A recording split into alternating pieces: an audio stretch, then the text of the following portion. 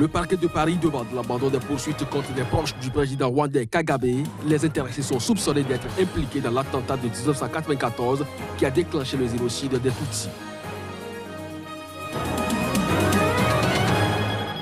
En République démocratique du Congo, les autorités ont déclaré samedi faire face désormais à une deuxième vague de l'épidémie de la maladie à virus Ebola d'une ampleur non encore déterminée à Béni, dans l'est du pays. Le candidat de gauche au second tour de la présidentielle au Brésil a accusé samedi son adversaire d'extrême droite. Fernando Haddad accuse Bolsonaro de fomenter la violence et d'être une menace pour la démocratie. Bonjour à toutes, bonjour à tous et bienvenue dans cette session d'information. Le parquet de Paris demande l'abandon des poursuites contre des proches du président rwandais Paul Kagame. Les intéressés sont soupçonnés par la justice française d'être impliqués dans l'attentat de 1994 qui a déclenché le génocide des Tutsis. Reportage.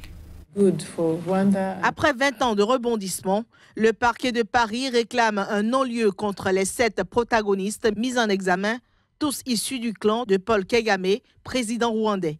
Le tribunal estime que l'enquête n'a pu réunir de charges suffisantes à leur encontre, selon son réquisitoire définitif daté du 10 octobre. La décision finale sur la tenue ou non d'un procès est désormais entre les mains des juges d'instruction du pôle antiterroriste.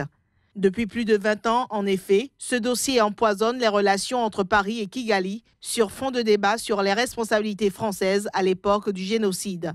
Ce réquisitoire arrive précisément au moment de la nomination d'une Rwandaise à la tête de l'Organisation de la francophonie. Coïncidence. Pour justifier sa population, le parquet souligne des incertitudes nombreuses et l'absence d'éléments matériellement incontestables, ajoutant que les charges principales s'appuient surtout sur des témoignages, notamment indirects. Pour la petite histoire, le 6 avril 1994, l'avion de Juvenal Habyarimana, un Houthi, avait été abattu en phase d'atterrissage à Kigali par au moins un missile. Cet attentat est considéré comme le déclencheur du génocide qui fit 800 000 morts selon l'ONU, principalement dans la minorité Tutsi.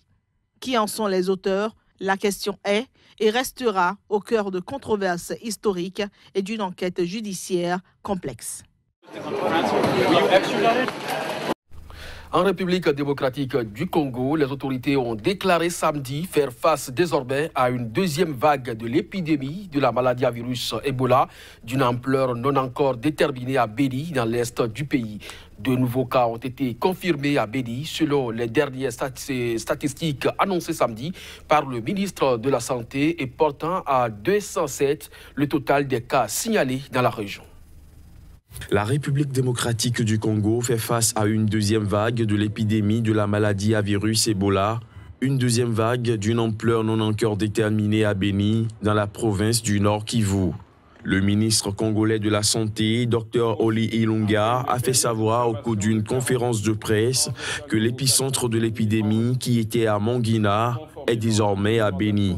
Selon les autorités congolaises, cette deuxième vague est le résultat des résistances communautaires à la riposte, des villes mortes, de l'insécurité et de la faible collaboration des tradipraticiens dans les activités de riposte, alors qu'ils sont supposés être en première ligne.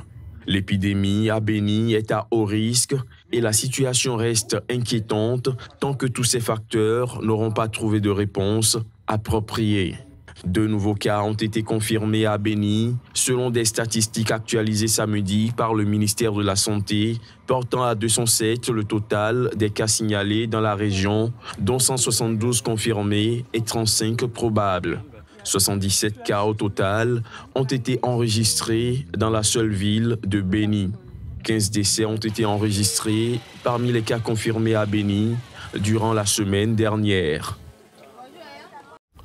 La journée internationale de la jeune fille a été célébrée comme chaque année le 11 octobre. Le thème retenu est, avec elle, encourager l'instruction et la qualification professionnelle des filles. Au Bénin, l'organisation non gouvernementale Centre de réflexion et d'action pour le développement intégré et de solidarité l'a placée sous le signe de la planification familiale. La journée internationale de la jeune fille est une opportunité de mettre en lumière les nombreux problèmes que subissent les concernés. L'ONG Serradis saisit l'occasion pour mettre en évidence les déficits en matière de planification familiale dont devraient bénéficier les filles. C'était aussi le moment de lancer un pressbook qui démontre l'engagement des professionnels des médias à accompagner les actions sociales. Nombre de filles et de femmes sous nos cieux n'ont pas accès à la planification familiale, qui reste avant tout un droit fondamental. Il est de tradition, en effet, que la société civile, en sa qualité de partie prenante aux grands enjeux du millénaire, se prononce sur des sujets d'importance qui engagent la vie des populations. Ce pressbook voudrait refléter le regard de la société civile, eu égard à ses motivations et attentes par rapport aux engagements pris par l'État pour le repositionnement de la planification familiale au Bénin. Cette revue de presse est aussi le symbole de la grande complicité et de la synergie d'action qui doivent toujours exister entre des organisations qui œuvrent pour le droit à la santé et les professionnels de la presse engagés pour la promotion du développement social et durable. Si nous croyons au développement de notre pays en tant que professionnels des médias, il ne nous reviendra pas d'attendre que les gouvernants nous appellent. Il ne nous reviendra pas que les ONG aillent d'abord mobiliser un peu de ressources afin de nous amener à prendre notre part dans ces questions de développement. Et si nous parlons de pré-développement, il est important que nous laissions les questions qui relèvent de la pure politique pour nous intéresser, nous attarder sur des sujets qui permettent d'ouvrir les yeux à nos gouvernants pour que le développement soit. Le dévouement de cette organisation à but non lucratif pour la santé des jeunes lui a valu une distinction. Ce prix, qui a vocation à distinguer des actions de terrain et des projets relevant des droits de l'homme, entre autres, a été décerné par la France à travers la Commission nationale consultative des droits de l'homme. 2 ONG irlandaises et allemandes ont réalisé un indice mondial qui suscite préoccupation. La faim se trouve encore à des niveaux alarmants dans une soixantaine de pays. Au total, 124 millions de personnes souffrent de faim aiguë dans le monde, tandis que 151 millions d'enfants sont affectés par un arrêt de leur croissance et 51 millions de dépérissements. Malgré ces données préoccupantes, une amélioration a eu lieu entre les années 2000 et 2018. L'indice mondial de la faim réalisé cette période sur 119 pays a reculé de 29,2 à 20,9. Des avancées ont notamment été constatées en Angola, Éthiopie, Rwanda, entre autres. Mais sur les 119 pays présents dans le classement et qui présentent un niveau de la faim modéré, grave, alarmant et extrêmement alarmant, seuls 29 atteindront l'objectif zéro faim en 2030. La faim est à un niveau grave ou alarmant dans 51 pays, dont le Tchad, Madagascar, la Zambie ou la Sierra Leone. Mais elle est extrêmement alarmante en République centrafricaine. Dans ce dernier, le taux de dénutrition s'élève ainsi à 61,8%, en Somalie à 50,6% et au Zimbabwe 46,6%. Les ONG se disent par ailleurs très préoccupées par la situation de 7 pays comme la Somalie, le Burundi, la Syrie entre autres, où elles n'ont pu recueillir que des données partielles. Le réchauffement de la planète a multiplié par 4 le nombre des catastrophes liées au climat depuis les années 70. Voilà ce qu'ont révélé des humanitaires mettant en garde contre les risques de famine et d'exode. Le changement climatique, inévitablement, se retrouve au centre des grandes questions de développement durable. Le nombre de catastrophes naturelles liées à ce phénomène augmente la charge de travail des organisations humanitaires. Elles doivent adapter leurs méthodes en passant de la gestion de crise au management du risque. Dans les années 70, nous avions à faire entre 80 et 100 chocs et catastrophes de grande ampleur. En 2017, nous avons eu à en gérer 400 et c'est environ 4 fois plus. À l'heure actuelle, la Fédération internationale de la Croix-Rouge et du Croissant-Rouge et leurs sociétés nationales traitent environ 111 désastres naturels, dont plus de la moitié sont liés aux effets des conditions météo et du climat.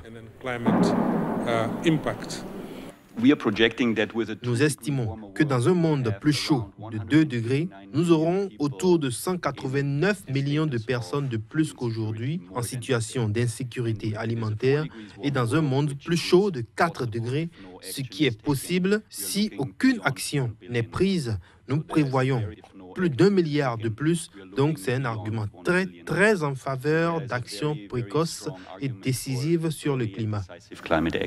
Ces propos ont été tenus en marge d'une conférence à Genève sur l'impact humanitaire du réchauffement. À l'occasion, d'autres humanitaires ont aussi mis en garde contre les déplacements de population et les risques de famine si l'on ne parvient pas à limiter la hausse des températures. Des dizaines de milliers de personnes ont envahi samedi le centre de Berlin. C'était pour protester contre la haine et le racisme après les récents dérapages xénophobes dans l'est de l'Allemagne. Ils étaient environ 242 000 manifestants à répondre présents à l'appel des collectifs antiracistes. Et pourtant, jusqu'à 40 000 personnes seulement étaient attendues après le succès de rassemblements similaires à Hambourg et Munich. La police berlinoise n'a pas donné de chiffres précis, parlant simplement de quelques dizaines de milliers. Je suis ici parce que nous assistons à un déplacement extrême vers la droite dans ce pays. Et c'est un signal incroyablement encourageant qui découle de cette manifestation. On fait passer ce message. Les luttes pour la justice sociale et pour la solidarité des réfugiés, pour la démocratie sont indivisibles. Nous voulons une société colorée pour nos enfants. Nous ne voulons pas des nazis au gouvernement. Mon pays est une Allemagne libre et colorée. Des milliers de personnes avaient déjà manifesté dans les rues de Hambourg ou encore Munich ces dernières semaines. S'y sont joints aussi des syndicats et organisations religieuses ou caritatives. Les organisateurs voulaient aussi protester contre la discrimination sous toutes ses formes, la mort des réfugiés en mer Méditerranée, la montée des inégalités et les atteintes portées à l'État social. Le candidat de gauche au second tour de la présidentielle au Brésil a accusé samedi son adversaire d'extrême droite, Jair Bolsonaro. Fernando Haddad, en effet, l'accuse de fomenter la violence et d'être une menace pour la démocratie dans le pays. Sa vie entière, il a fomenté la violence. Imaginez une personne qui a pour héros un des plus grands tortionnaires du continent. Cette personne est en tête des sondages, mais elle va perdre. La déclaration de Fernando Haddad est assez forte pour faire paraître le niveau d'adversité des deux challengers brésiliens. Le candidat du Parti des travailleurs s'en prend au favori du deuxième tour du 28 octobre, Bolsonaro, qui a fait une proposition phare, celle de libéraliser le port d'armes. Haddad y voit une aberration puisque le pays connaît actuellement une flambée de violence. Personne ne soutient le banditisme. La question est que les propositions de Bolsonaro, et il y en a peu, même sur les sujets dont il se dit spécialiste, ne résoudront pas le problème. Armer la population ne va rien résoudre. C'est l'État qui doit s'occuper de la sécurité publique et si l'État offre correctement le service, nous devons ajuster le service. Ce qui a dominé était le mensonge, pas WhatsApp. S'il avait utilisé WhatsApp pour dire la vérité, sa campagne ne me poserait aucun problème. Le problème est que nous avons lancé je ne sais combien de procédures judiciaires pour retirer des réseaux sociaux les vidéos de sa campagne propageant des mensonges sur moi et mon adjoint. Fernando Haddad, qui a obtenu 29% des voix au premier tour du 7 octobre, loin derrière Bolsonaro, qui a récolté 46%, croit tout de même en ses chances, même si le premier sondage de l'entre-deux tours donne le candidat d'extrême droite largement vainqueur, soit 58% contre 42%. C'est la fin de cette édition. Merci de nous avoir suivis. Restez câblés Sika. L'information revient dans un court instant.